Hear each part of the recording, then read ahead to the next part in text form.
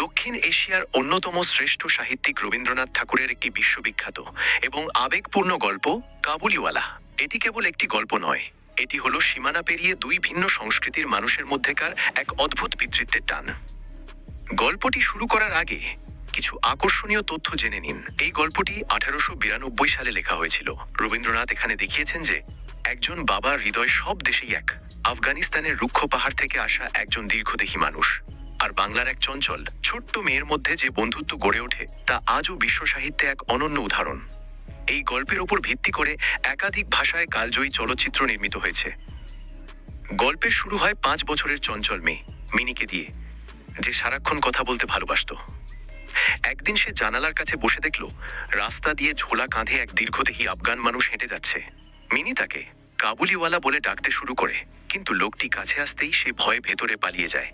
তার ধারণা ছিল কাবুলিওয়ালার ওই বড় ঝোলার ভেতর হয়তো তার মতো ছোট ছোট বাচ্চাদের ধরে রাখা হয়েছে। কিন্তু কাবুলিওয়ালা রহমত ছিল অত্যন্ত দয়ালু। সে মিনির ভয় ভাঙাতে তাকে বাদাম ও কিশমিশ উপহার দেয়। ধীরে ধীরে মিনির সাথে তার এক অদ্ভুত বন্ধুত্ব গড়ে ওঠে। রহমত প্রতিদিন আসতো এবং এই অসম বয়সী দুই বন্ধু ঘন্টার পর ঘন্টা গল্প করত।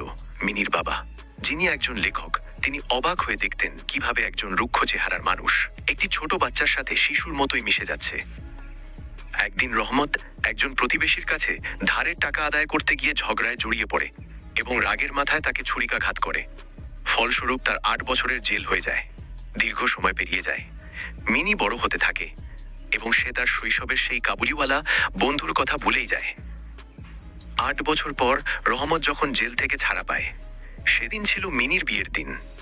রহমত সোজা মিনির বাবার কাছে আসে, কিন্তু মিনির বাবা শুরুতে তাকে দেখা করতে দিতে চাননি, কারণ দিনটি ছিল শুভ এবং রহমত ছিল একজন অপরাধী। তখন রহমত তার পকেট থেকে এক টুকরো মলিন কাগজ বের করে দেখালো। সেই কাগজে ছিল একটি ছোট হাতের ছাপ। রহমত বলল, আমার দেশেও ঠিক মিনির মতোই আমার এক ছোট মেয়ে আছে, তাকে মনে করেই আমি আপনার মেয়ের কাছে আসতাম। এক মুহূর্তেই মিনির বাবার সব ঘৃণা চলে গেল। তিনি উপলব্ধি করলেন যে এই রুক্ষ কাবুলিওয়ালার ভেতরেও একজন হাহাকার করা বাবা লুকিয়ে আছে। তিনি বুঝতে পারলেন এই 8 বছরের রহমতের নিজের মেয়েটিও নিশ্চয়ই বড় হয়ে গেছে এবং সে হয়তো আর তার বাবাকে চিনতেই পারবে না।